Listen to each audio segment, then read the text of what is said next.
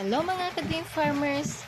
Ngayon nga ay iigib tayo ng tubig kasi gawa ng panahon siguro tag-init na kaya nagkakaubusan ng tubig dito sa poso namin.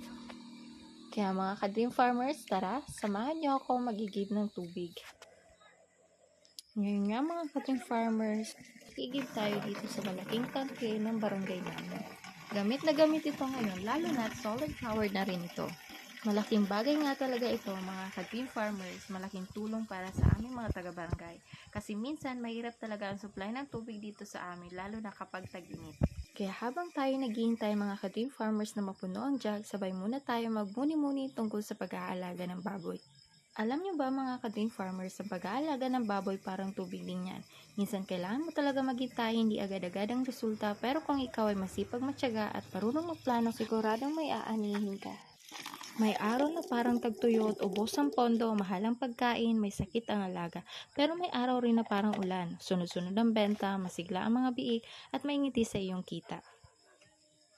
Kaya sa mga nagsisimula pa lang sa pagnenegosyo, lalo sa livestock farming, huwag panghinaan ng loob. Sabi nga nila, kung gusto mo, may paraan, kung ayaw mo, may dahilan. Kaya piliin nating lumaban, magpatuloy at magtiwala sa proseso. Thank you po.